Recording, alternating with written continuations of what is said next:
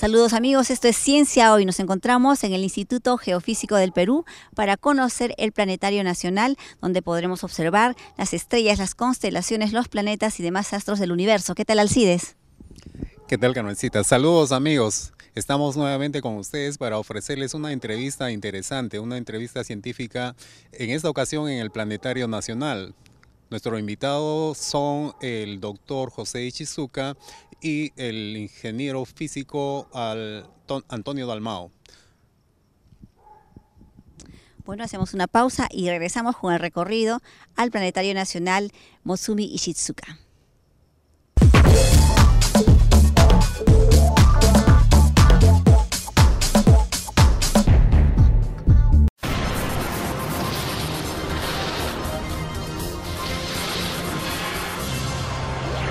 El cielo de noche.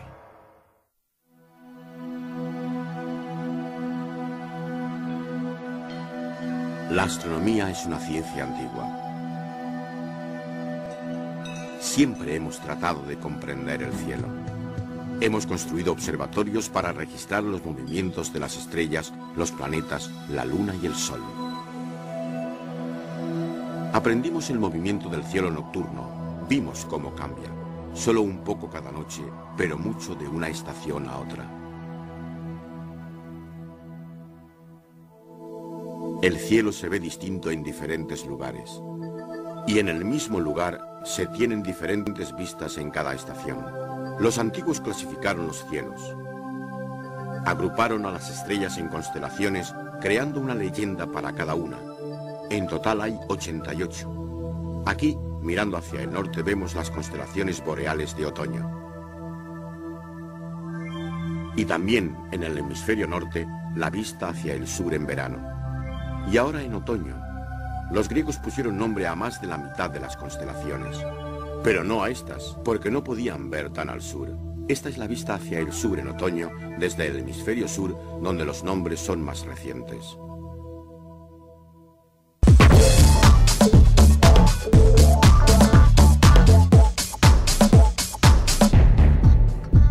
Buenas tardes, bienvenidos a un nuevo programa de Ciencia Hoy. Nos encontramos en el Observatorio Mutsumi Ishizuka del Instituto Geofísico del Perú. Se encuentra con nosotros el doctor José Ishizuka Iba, actual director del Planetario Nacional. Él es físico, graduado en la Universidad Nacional Mayor de San Marcos y la Universidad del Valle de Guatemala. Ha hecho su maestría en la Universidad de Kagoshima, en Japón, investigando el tema de desarrollo de una cámara infrarroja cercana para el Observatorio Astronómico Nishi-Harima. Y ha hecho también su doctorado en la Universidad de Tokio, en Japón, en la Escuela de Graduados de Artes y Ciencias en los temas de naturaleza variable de una estrella semirregular, R Crateris, y su variabilidad en el rango infrarrojo y de radiofrecuencias. Doctor Ishizuka, muy buenas noches, bienvenido a nuestro programa Ciencia Hoy. También tenemos esta noche al ingeniero físico Antonio Dalmau, actual encargado del Planetario Nacional. Él es un joven científico egresado de la Facultad de Ciencias de la Universidad Nacional de Ingeniería, habiendo desarrollado la tesis Principios de Espectroscopía Astronómica con CCD, con la asesoría del doctor Antonio Pereira de la Universidad Sao Paulo, Brasil, y el doctor Abel Gutarra de la Universidad Nacional de Ingeniería. Entre los temas principales que desarrolla en su actividad científica está la espectroscopía óptica e infrarroja de cúmulos estelares, la radioastronomía y estudio de objetos estelares jóvenes en máseres de metanol. Ingeniero Dalmau, es un placer tenerlo en el programa. Doctor Ishizuka, ¿cómo nace en usted la vocación por estudiar física? Ya, en realidad yo quería estudiar astronomía, ¿no? Pero como saben, en el país no tenemos esta carrera y por lo general lo que hacemos, mucha gente incluso en el mundo, lo que hace es estudiar primero física y luego astronomía. Ahora, en mi caso, mi padre es físico solar. Él trabajó en el Observatorio de Huancayo desde 1957. Nosotros vivíamos en el Observatorio de Huancayo, yo crecí dentro del Observatorio de Huancayo. Quizás esto fue un factor que que me hizo tener bastante interés en la astronomía. Pero eso sí, nunca mi padre me dijo, tú tienes que ser astrónomo, ¿no? Fue una cosa natural y es algo que agradezco, ¿no? Que nunca me hayan obligado a hacer las cosas, ¿no? Entonces, ¿cree usted que el cosmos ha influido, Venus y Marte, en su decisión? Háblenos usted sobre la diferencia entre la astronomía y la astrología, porque muchos se confunden sobre ese tema. Claro, quizás lo que dices, ¿no?, de la astrología, obviamente, bueno, la astrología se podría decir que es el inicio de la astronomía, ¿no? Cuando todavía no se tenía mucho conocimiento de qué pasaba en el universo, y esto fue evolucionando hacia la astronomía. Entonces, en cierta forma hay un vínculo, ¿no? Ahora, quizás cuando uno estudia física, ahí a uno le enseñan a tratar de entender exactamente qué es lo que pasa, así sin cuentos, se puede decir, ¿no?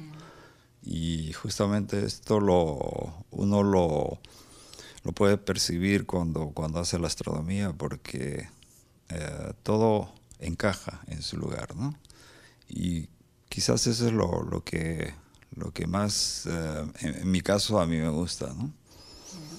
Dígame usted, ¿cuáles son los aportes importantes de la astronomía en los seres humanos, por ejemplo? Quizás lo que marca una etapa bien importante de los conocimientos de la astrofísica es sobre la teoría de la creación del universo, ¿no? Hasta ahora, por ejemplo, en la época de Colón todavía pensábamos que la Tierra era cuadrada, ¿no? O era plana.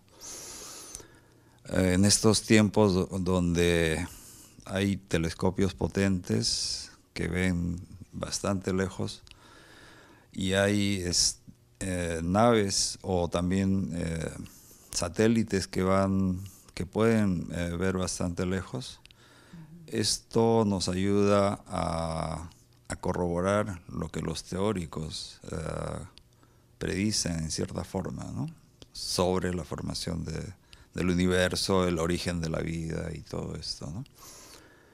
Creo que pensando en la época, por ejemplo, hace 400 años, cuando Galileo empezó a hacer sus primeras observaciones, a él, en cierta forma, lo trataban no como un científico, ¿no? Y tuvo que estar incluso recluido, encerrado por sus ideas. Y bueno, han pasado solamente 400 años y ya conocemos tanto del universo, tanto del origen de la vida, que hemos dado un salto muy significativo en cuanto al conocimiento, me parece, ¿no? Y eso es importante. Doctor, a propósito de importante, el hombre peruano desde la antigüedad ha tenido muchísimo interés en el tema de la observación de los astros, de las estrellas, rinde culto al sol. Y se habla sobre, por ejemplo, el último artículo de la revista Science, hablan sobre las torres de Chanquillo. ¿Qué sabe usted acerca de eso? Que fue uno de los primeros observatorios solares del Perú.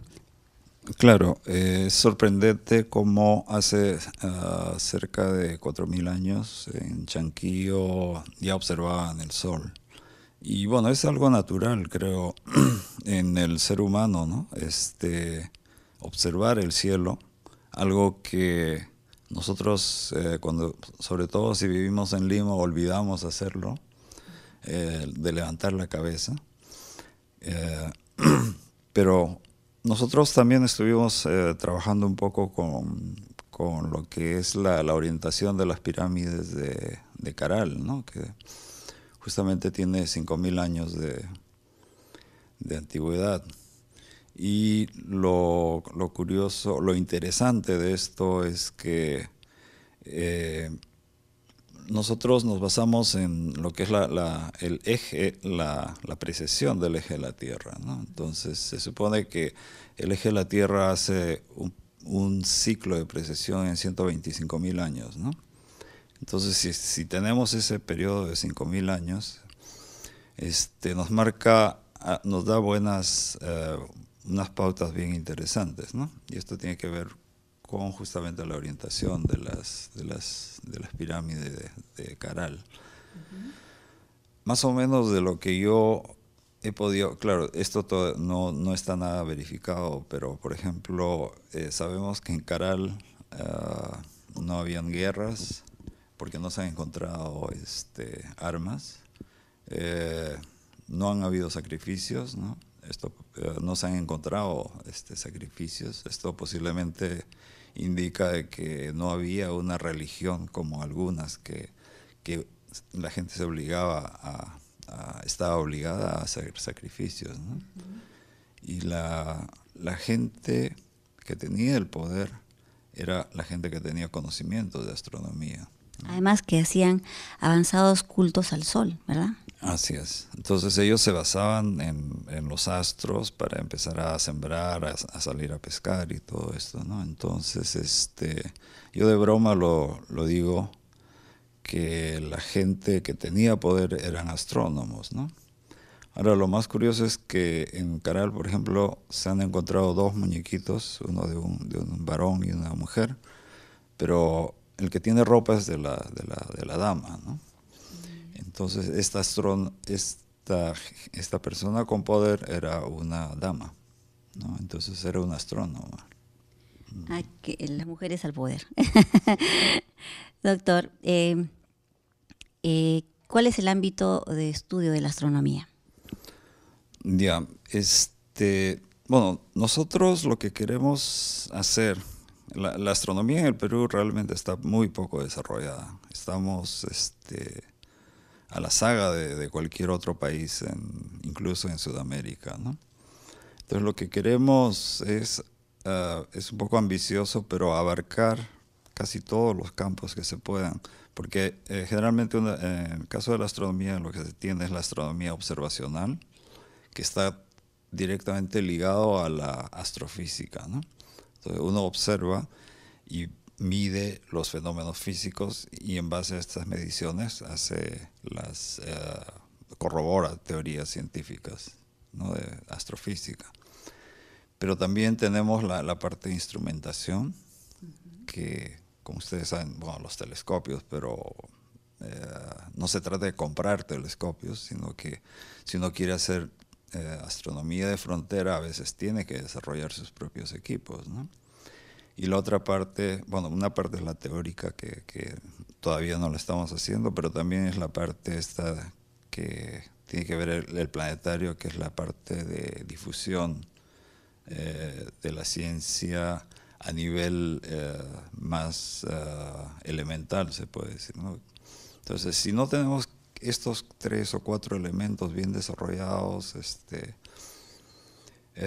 quizás no podamos esperar mucho de la astronomía de acá a 10 o 20 años, ¿no?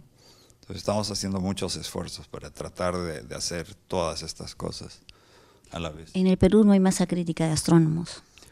Así es, ese es un problema, ¿no? Porque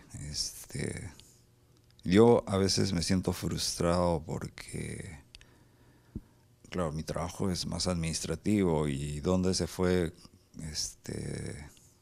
el momento en que yo puedo leer una publicación científica, discutirlo con los pares, se puede decir. Y eso es realmente frustrante, ¿no? Porque uno se da cuenta que se va quedando en la saga, ¿no? Entonces necesitamos masa crítica. Entonces, para esto necesitas este tipo de equipos para es el semillero, se puede decir, pero también tenemos que ir trabajando en equipos que sirvan para hacer realmente investigación. Doctor, a propósito de semillero, esto va a servir de motivación e inspiración para muchos niños que vengan a observar en algún momento este importante centro científico. ¿Qué les puede decir usted a los niños, a los padres de familia, como una opción de conocimiento o una opción de apreciación de la belleza de la astronomía? Claro, lo que pasa es que los niños, ellos les encanta, porque uno cuando viene acá y ve la cara de los niños, los ojos de los niños que aprecian lo que les mostramos, realmente uno siente que les gusta. Y ellos, por su parte también, ahora que tienen el internet a la mano, muchas veces saben cosas muy así intrincadas que a veces con sus preguntas nos ponen aprietos, ¿no? Pero es justamente esa edad en la que hay que darles toda esta gama de conocimientos, me parece, porque ellos son como unas esponjas que absorben todo lo que se les enseña. Entonces, en el planetario, justamente lo que tratamos de darles es ese conocimiento con personas que saben del tema, para que ellos, por ejemplo, si están en el internet, sepan qué información es verdadera y qué información de repente no es cierta o es de dudosa procedencia, ¿no? Eso es algo que queremos, en lo que queremos contribuir. Pero también es necesario crear conciencia, porque no todos los chicos que vengan acá van a ser astrónomos, ¿no? Pero alguna vez de acá a 20 años van a ser las personas, los adultos que van a tomar decisiones, ¿no? Entonces, si realmente les gustó lo que nosotros, si llegaron a entender lo que nosotros el mensaje que les damos, posiblemente el país también pueda cambiar en ese sentido, ¿no? Antonio Dalmau, al ingeniero Antonio Dalmau, ¿cuáles fueron las motivaciones para estudiar o para involucrarse con la astronomía? ¿Cuáles fueron sus experiencias? Bueno, a diferencia del doctor Ichizuka, a mí desde pequeño no me llamó mucho la astronomía, más bien fue en la época universitaria, cuando ingresé a la Facultad de Ciencias, a Física. Me puse a preguntarme, ok, voy a estudiar Física, entonces tengo que meterme en algún grupo de estudiantes. ¿En cuál me meteré? Entonces vi la alternativa, que había el grupo de instrumentación electrónica en la Facultad de Ciencias, el grupo de computación, grupo de física teórica, y vi que había un grupo de astronomía. Me pareció la opción más global estudiar o meterme en el grupo de astronomía de la Facultad de Ciencias de la UNI para empezar esta carrera, digamos, de investigación y cosas relacionadas con la física. Esa fue la motivación de estudiar astronomía, ¿no? Qué bien, he visto que has desarrollado un tema también, tema de tesis relacionado con la astronomía, y ya prácticamente estás involucrado de lleno, ¿verdad?, en la astronomía. Sí, justamente a raíz del grupo de astronomía de la UNI surgió la idea de, cuando terminara la carrera, de hacer una tesis relacionada con astronomía, y bueno, gracias al apoyo de profesores, exmiembros del grupo de astronomía, como el doctor Abel Gutarra y el doctor Antonio Pereira, pude realizar la tesis de astronomía, que justamente los datos los obtuve en el observatorio de Huancayo del Instituto Geofísico del Perú. Así que la relación con el IGP siempre ha sido una cosa que la he tenido desde que ingresé a la universidad. Muchas gracias. Cuéntanos, ¿cuál es tu actividad acá en el planetario? Estoy encargado de realizar el contenido de las presentaciones en el planetario. Actualmente tenemos 5 tipos de funciones. Además, creamos eventos relacionados a la astronomía, como noche de telescopios, salas de exhibiciones, y ahora último, con el doctor José Ichizuka, hemos realizado un tour científico a las personas que que nos han visitado aquí en el planetario y que siempre nos preguntaban, ¿y cuándo van a hacer una observación ya real, con telescopios, ¿no? Ya del cielo real? Y fue hace poco, el 26 de junio, que realizamos este tour científico a Huancayo y la verdad que salió bastante bien. Felicitaciones por esa actividad. Pienso que es un esfuerzo que va a tener buenos resultados y pienso que ya con el lanzamiento, ya hace 3 años, ¿verdad?, de este planetario, las actividades de difusión se están incrementando. ¿Cuál es tu opinión? ¿Cuál es tu percibir de la receptividad de la gente con respecto a estas actividades del planetario? Es buena la recepción de la gente. De hecho, las personas que nos han visitado siempre tienen un comentario, por lo general, positivo acerca de las presentaciones, acerca de lo que se muestra en el planetario, y nos dicen qué bueno que esto exista en el Perú, ¿no? Y si bien hace 3 años se inauguró el planetario, se abrió las puertas al público regularmente hace un año aproximadamente, en mayo del 2010, y hasta la fecha hemos recibido más de 5.000 personas, ¿no? La mayoría de ellos son colegios, así que creemos que estamos en un buen camino para que la población de Lima y a futuro de las demás provincias puedan visitarnos y puedan conocer más de astronomía a través de un sistema tan entretenido como es un planetario. Muchas gracias, muy interesantes las opiniones, ¿no? Doctor Ishizuka, yo quiero retomar un poco lo que había mencionado hace unos instantes con respecto a la falta de apoyo, con respecto a la falta de masa crítica, al relativo abandono de la ciencia, de los investigadores. Es una de las consecuencias, creo que es la falta de conocimiento, la falta de cultura científica de nuestros gobernantes. ¿Cuál es su opinión con este caso? Podríamos decir que no existe una política para el desarrollo de las ciencias en el Perú, ¿no? He visto en televisión entrevistas a ministros de economía que, por ejemplo, el Banco Mundial o el BID les dicen, el Perú ha crecido sorprendentemente, ¿no? Y lo único que les queda a ustedes es desarrollar la ciencia, ¿no? Pero yo me doy cuenta de que el mensaje de estos señores a los ministros les entra por una oreja y les sale por otra, porque simplemente no entienden de qué se trata, ¿no? Y creo que esto se debe a que no tenemos una masa crítica de científicos tampoco, porque se habla de que se va a crear un Ministerio del Ambiente, pero tampoco tenemos una masa crítica un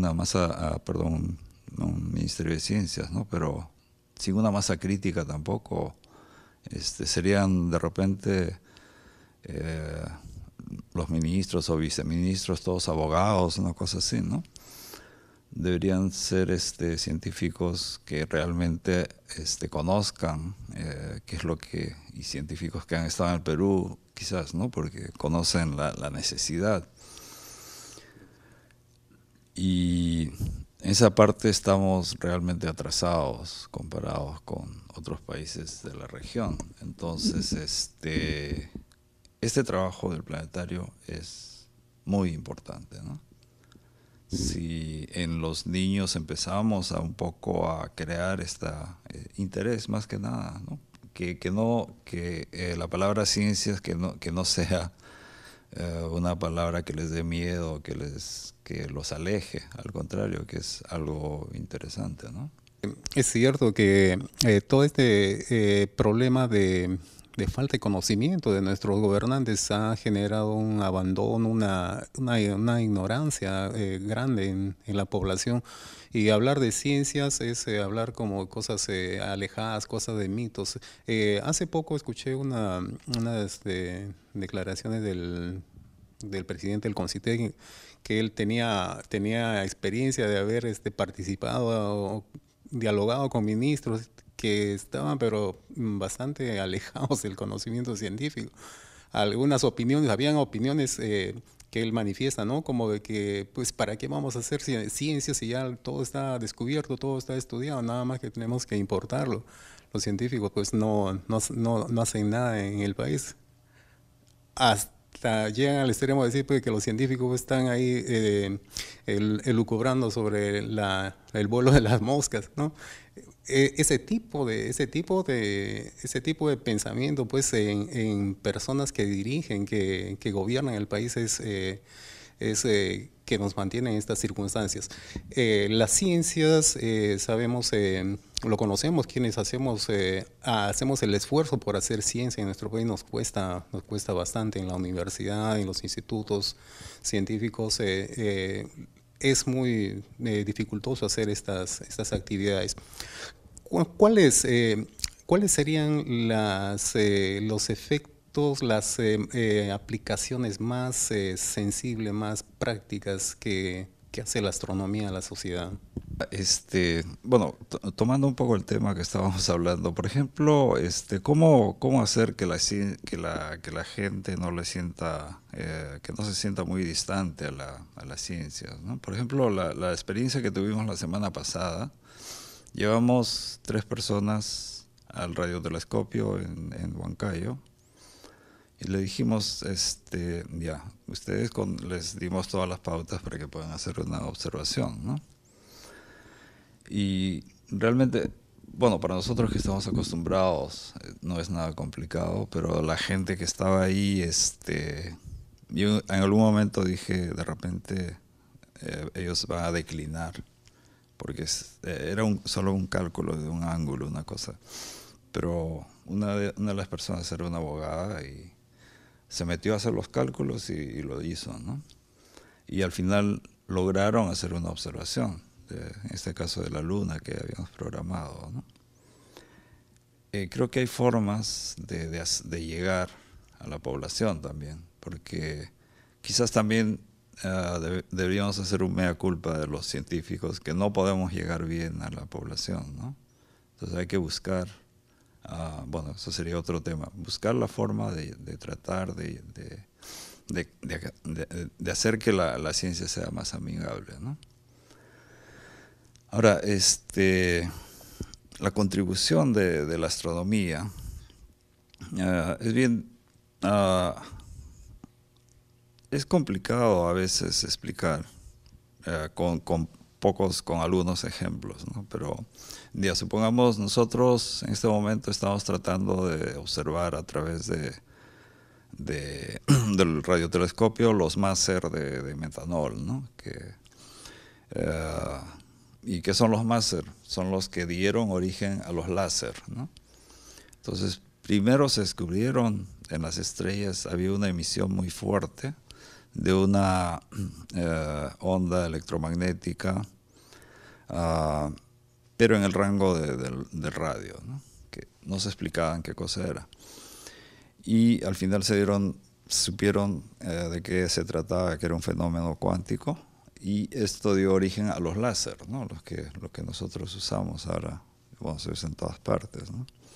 Entonces, de esa forma, bueno, ese es un ejemplo más muy plausible. Pero, por ejemplo, lo que yo quiero hacer con el radiotelescopio en Sicaya, tenemos un telescopio de buenas dimensiones, tenemos buenas condiciones climáticas, pero queremos hacer ciencia a nivel mundial, ¿no? Y los países del mundo tienen sus radiotelescopios. ¿Cómo, en esas condiciones, cómo se gana? Uno tiene que ganar con equipamiento. Y obviamente está la parte de las ideas, del ingenio de esto, ¿no? Pero el equipamiento es una gran parte, ¿no? Si uno no tiene un equipo suficientemente sensible, no va a captar lo que un científico X lo capta en otro telescopio de otro país más desarrollado, ¿no? Entonces, si nosotros desarrollamos, o sea, primero no es recomendable comprar esa tecnología, sino podemos comprar ciertas partes, pero esa parte, a esto le tenemos que sacar el máximo provecho, ¿no? Y mejorar eso. Entonces nosotros vamos a tener tecnología de muy alto nivel parecido a otros países, ¿no? Entonces, si vamos a querer ganar a los extranjeros, vamos a tener que idear equipos que no existen en el mundo, ¿no? Y esto es lo que jala a la tecnología de ese país, ¿no? Porque esas partes no las venden en el mundo. Tenemos que desarrollarlas, ¿no? A eso es lo que tenemos que llegar. Pero también se sabe, doctor Ishizuka, que los peruanos son muy ingeniosos y han hecho prototipos muy variados. Y eso es justamente a lo que yo apuesto, ¿no? Nos ponemos al mismo nivel de otros países. Primero hay que llegar a ese nivel. Pero yo estoy seguro de que el ingenio de los peruanos, porque nos va a permitir destacar, ¿no? Porque tenemos una forma de pensar muy peculiar, ¿no? Y parte de la ciencia, por ejemplo, la ciencia no es solamente sumar 2 más 2, ¿no? Sino que también hay que tener ideas, ¿no? Y si uno no tiene ideas, también se queda rezagado. Entonces, yo estoy apostando a esa parte, ¿no? Tenemos equipos iguales con otras partes del mundo, pero yo estoy seguro que vamos a ganar con esto, con la parte de la inteligencia, ¿no? Vamos a hacer una pequeña pausa y regresamos aquí en rtvciblima.com, el canal del ingeniero.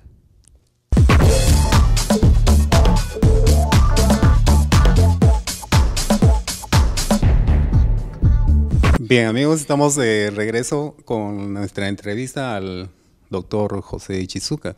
Doctor, quería que nos resaltara más de las actividades que hace el instituto en la rama de la astronomía. Tengo entendido que tienen un observatorio en Ica y en Sicaya. ¿Me podría comentar algo al respecto? Bueno, lo de Sicaya más o menos ya les había explicado. Es un radiotelescopio. Inicialmente era una antena de telecomunicaciones vía satélite de la Telefónica que fue donada al Instituto Geofísico y ahora ya lo hemos transformado en un radiotelescopio. Acá vamos a poder hacer investigación en astrofísica, ¿no? Ahora, por ejemplo, lo que es interesante, tenemos un trabajo en colaboración con la Universidad de Ica, con la Facultad de Ciencias, y bueno, esto también lo inició mi padre en el 2002, instalando primero un telescopio para observar las manchas solares del Sol. Posteriormente, la universidad decidió construir un observatorio. El observatorio solar ya está funcionando. Mientras construíamos un observatorio, el observatorio Ejida de la Universidad de Kioto del Japón, ofreció donarnos un telescopio solar. Es un telescopio que consta de 6 telescopios, ¿no? Y cada telescopio tiene un filtro. Primero está centrado en el H-alfa. Los otros 2 corridos, 0.8 Armstrong, después tiene para ver el continuo y las prominencias, ¿no? Ahora, ¿qué es importante? Justamente, más o menos a finales del año pasado, empezó la actividad solar. ¿Y qué es la actividad solar? Son ciclos de aproximadamente de 10 a 11 años. El Sol va variando. Empiezan a presentar diferentes fenómenos en la superficie del Sol, y esto afecta directamente a la magnetosfera de la Tierra, ¿no? La Tierra tiene un campo magnético que justamente el Instituto Geofísico lo viene observando desde 1922, desde su establecimiento en Huancayo. Y cuanto más actividad solar hay, es más perturbado el campo magnético de la Tierra, ¿no? Y los científicos de ahora le llaman a esto clima espacial, porque es muy importante en este momento saber en qué momento va a haber una eyección de masa coronaria que va a afectar a la magnetosfera, ¿no? Y cuando tenemos mayor actividad, tenemos problemas con las comunicaciones, porque muchas comunicaciones se hacen a través de la ionosfera. Los vuelos espaciales, los astrónomos, los astronautas están más expuestos a estas radiaciones. Y en las latitudes altas, por ejemplo en el Canadá o el Alaska, se han registrado daños severos en líneas de transmisión de alta tensión, ¿no? Y entonces, ahora lo más interesante, también lo adicionalmente interesante de este proyecto es que Japón tiene un telescopio similar, mejor obviamente que el que tenemos en Ica, pero ¿qué pasa cuando tenemos fenómenos que duran horas, ¿no? En Japón lo están observando y quieren ver en qué termina ese fenómeno, pero les gana la noche, ¿no? Entonces se supone que el telescopio de Ica cubre esa parte que no va a poder observar Japón, ¿no? Estamos hablando de un telescopio muy importante a nivel mundial. ¿En qué países latinoamericanos contamos con este tipo de observatorios o es el único en el país? El telescopio que tenemos en Ica es el único en Sudamérica.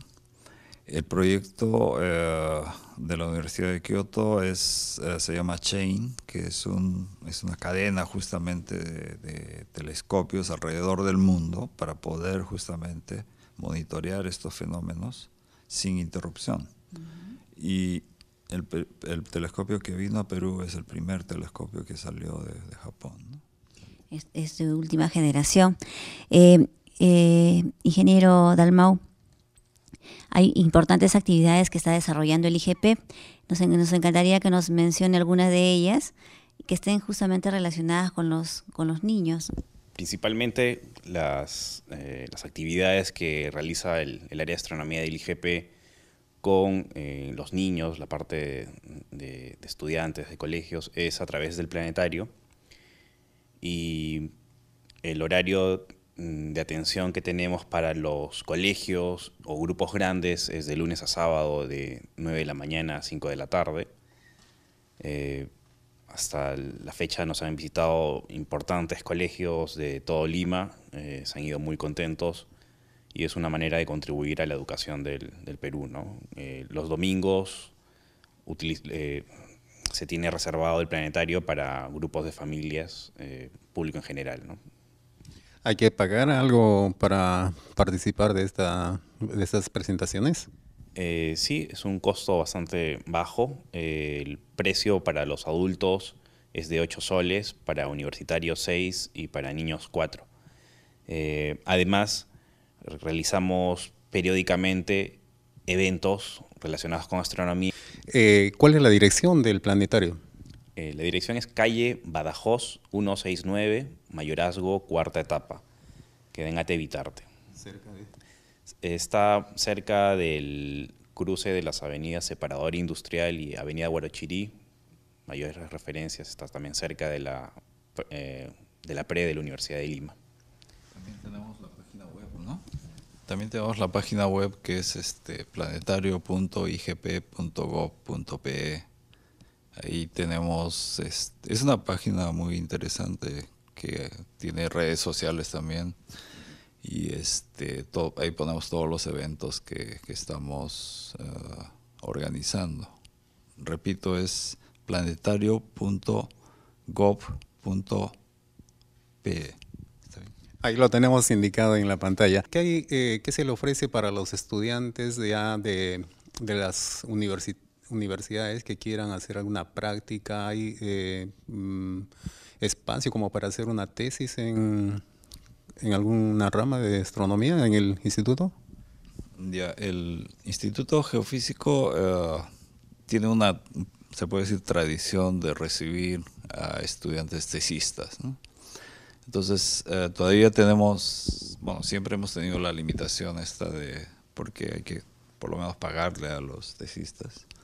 Entonces, por área tenemos cupo de dos tesistas.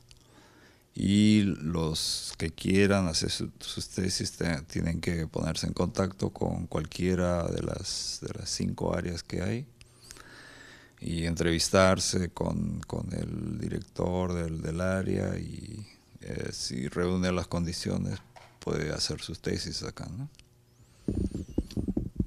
Bien, doctor, ya estamos llegando al final del programa, queridos amigos, y definitivamente lo que hemos visto aquí en el Instituto Geofísico del Perú es una muestra de los lazos de amistad y cooperación entre Perú y Japón. ¿Usted tiene algo más que agregar, doctor? Sí, quería agregar a lo que explicaba Antonio. Aparte de las presentaciones del planetario, organizamos algunos eventos, ¿no? Y tenemos uno que es regular los últimos domingos, ¿no? De cada mes. Acá al lado tenemos la sala de usos múltiples, y ahí hacemos exposiciones de algunos experimentos científicos o astronómicos. Y es de ingreso completamente libre. Entonces, invitamos al público que vengan los últimos domingos de cada mes, ¿no? Finalmente, doctor Dalmau, ¿usted tiene algún mensaje para el gobierno, para el nuevo gobierno del país? Bueno, el pedido de siempre que hacen todas las personas que se dedican quizás a cosas no tan convencionales, ¿no? Como es el caso de la ciencia, que es un mayor apoyo a la ciencia en beneficio de todos los peruanos, ¿no? Eso sería. Esperemos que nuestras autoridades escuchen y entiendan que realmente los países que desarrollan necesariamente se tienen que apoyar en el trabajo fuerte y sobre todo en la ciencia. La ciencia es una herramienta de desarrollo. Carmencita. Amigos, nosotros agradecemos sus hermosos comentarios y siempre interesantes. Nosotros nos despedimos hasta una nueva oportunidad aquí en su programa Ciencia Hoy de rtvciblima.com, el canal del ingeniero.